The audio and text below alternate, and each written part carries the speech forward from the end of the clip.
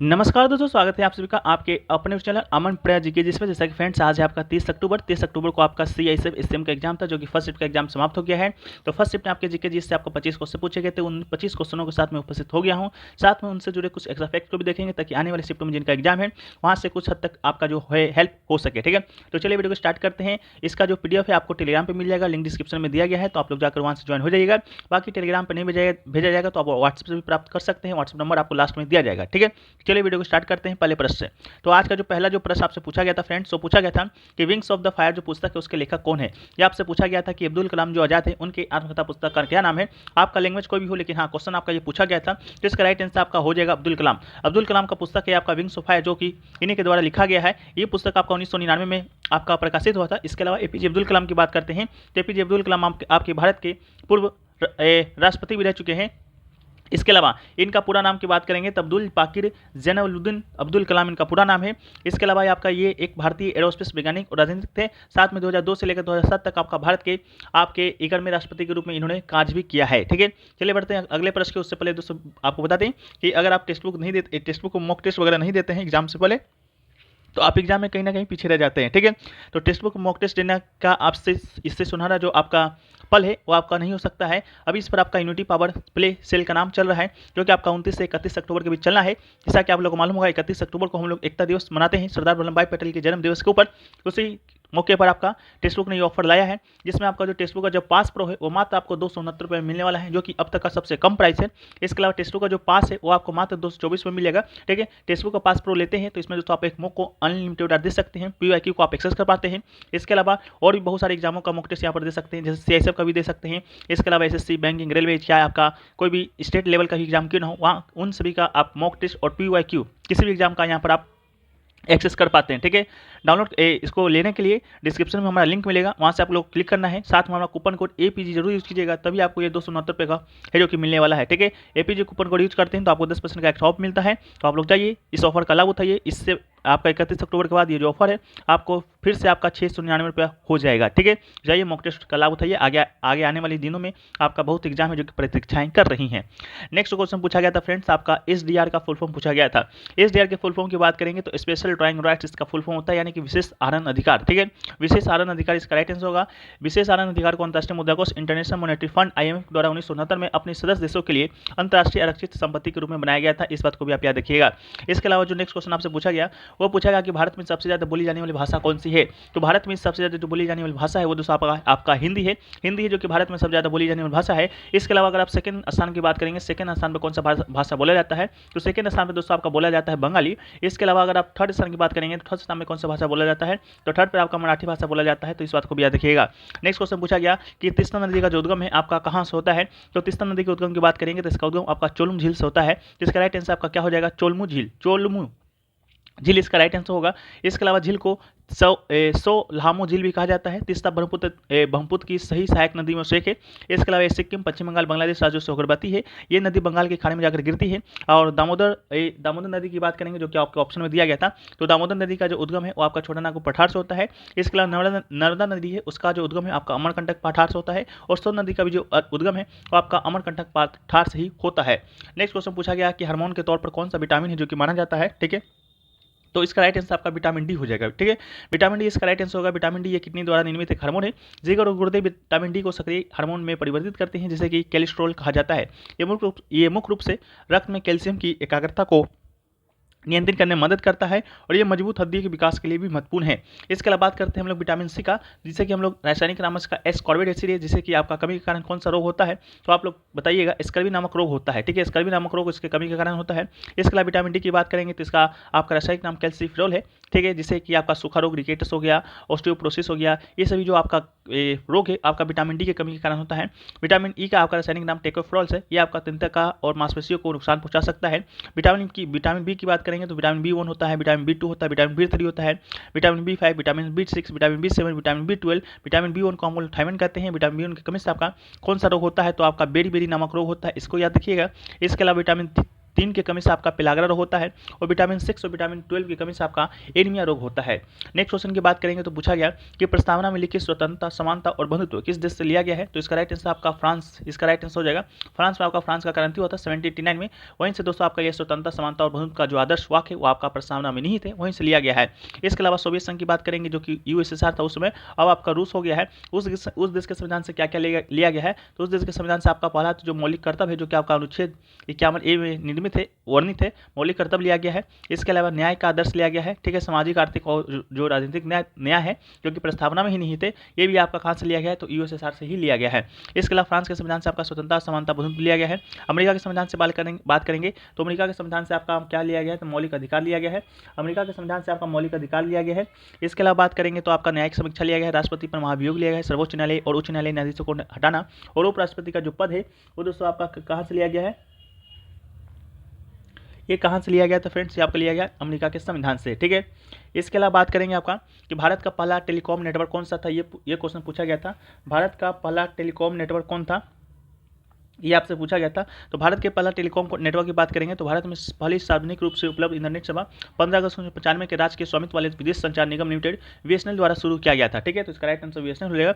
इसके अलावा अगला क्वेश्चन पूछा गया कि all India trade union Congress के अध्यक्ष कौन थे? तो all India trade union Congress के अध्यक्ष की बात करेंगे तो इसके पहले अध्यक्ष आपके लाला लाजपत राय जी थे, जिसका स्थापना आपका 31 अक्टूबर 1920 को हुआ था, ठीक है। इसका आपका शॉर्ट फॉर्म है AITUC, कभी कभी आपका इसका फुल फॉर्म भी पूछा जाएगा। AITUC की बात करेंगे तो अखिल भारतीय ट्रेड यूनियन कांग्रेस का आपका क्या होता है? आपका फुल फॉर्म होता है भारत में सबसे पुराना ट्रेड यूनियन संघ है। ये भारतीय कम्युनिस्ट पार्टी से जुड़ा हुआ है। इसकी स्थापना 31 अक्टूबर को हुआ था, जो कि कल ही आपका 31 अक्टूबर है 1920 को। प्रथम अध्यक्ष आपका लाला लाजपत राय जी थे। अगला है कि भारतीय जनजाति के द्वारा कौन सी भाषा बोला जाता है? भारतीय जनजाति द्वारा कौन सा बोला जाता है, इस प्रकार का क्वेश्चन पूछा गया था। देखिए भारतीय जनजाति का जो सबसे बड़ा जो समूह है भारत में वो आपका संथाली है, ठीक है। तो उसके द्वारा आपका भाषा संथाली ही बोला जाता है। इसके अलावा अन्य प्रमुख भाषाओं में आपका मुंडारी हो गया, भूमिज हो गया, खड़िया हो गया, सवारा हो गया, ठीक है। क्या पूछा गया था? आप लोग जो भी एग्जाम देकर आ रहे हैं क्वेश्चन जरूर बताइएगा। अगला है कि प्रबुद्ध भारत जो पत्रिका है उसका प्रकाशन किसने किया था? तो प्रबुद्ध भारत जो पत्रिका है उसका प्रकाशन की बात करेंगे तो प्रबुद्ध भारत का जो शाब्दिक अर्थ होता है आपका जागृत भारत, इसका जो प्रकाशन है आपका रामकृष्ण परमहंस के द्वारा किया गया था। तो इसका राइट आंसर आपका रामकृष्ण परमहंस हो जाएगा। इसकी स्थापना आपका 1896 से प्रकाशित हो रहा है और प्रबुद्ध भारत की सबसे लंबे समय तक चलने वाली पत्रिका भी है। अगला है कि भारत और जापान के बीच एक्सरसाइज जो धर्म युद्ध गार्जियन है वो 2023 का आपका कौन सा संस्करण था, ठीक है। तो धर्म युद्ध गार्जियन पहली बात तो किसके बीच होता है? भारत और जापान के बीच होता है। 2023 में भी हुआ था। कब हुआ था? 17 फरवरी से लेकर 2 मार्च तक। तो पूछा गया था ये आपका कौन सा संस्करण था? तो आपका ये चौथा संस्करण था, ठीक है। तो इसका राइट आंसर आपका क्या होगा? चौथा संस्करण हो जाएगा, जो कि कहाँ आयोजित हुआ था? तो जापान में सिंगनापनंत के कैंप इमाजू में आयोजित किया गया था। अगला है कि आर्य समाज का स्थापना किसने किया? तो आर्य समाज की स्थापना की बात करेंगे तो ये दोस्तों आपका दयानंद सरस्वती जी के द्वारा किया गया था। तो इसका राइट आंसर आपका दयानंद सरस्वती हो जाएगा। कब किया गया था? तो 10 अप्रैल 1875 को किया गया था। इसके अलावा आर्य समाज भारत में एक ईश्वरवादी हिंदू सुधार आंदोलन है जो कि वेदों को उच्च अधिकारों में विश्वास के आधार पर सिद्धांतों और प्रथाओं को बढ़ावा देता है। इसके अलावा आर्य समाज के अलावा और कौन कौन सा समाज आपको याद रखना है जो कि आपके एग्जाम में आएगा? आर्य समाज के अलावा एक ब्रह्म समाज याद रखिए। ब्रह्म समाज के अलावा दोस्तों आपका आत्मीय सभा, ठीक है, आत्मीय सभा याद रखिएगा। इसके अलावा प्रार्थना सभा याद रखिएगा। ये सभी जो आपका इंपॉर्टेंट है जो कि आपके एग्जाम में बड़ा पूछा जाता है। तो ब्रह्म समाज की बात करेंगे तो इसका स्थापना आपका 1828 में आपका राजा राम मोहन राय जी के द्वारा किया गया था। आत्मीय सभा की बात करेंगे तो इसका स्थापना आपका 1815 में आपका राजा राम मोहन राय जी के द्वारा ही किया गया था। यही आत्मीय सभा आपका बाकी चलकर आपका ब्रह्म समाज के नाम में बदल जाता है। इसके अलावा प्रार्थना समाज की बात करेंगे, प्रार्थना सभा की बात करेंगे तो इसका जो स्थापना है आपका 1875 में हुआ था। किसके द्वारा हुआ था? आत्माराम पांडुरंग के द्वारा हुआ था, ठीक है।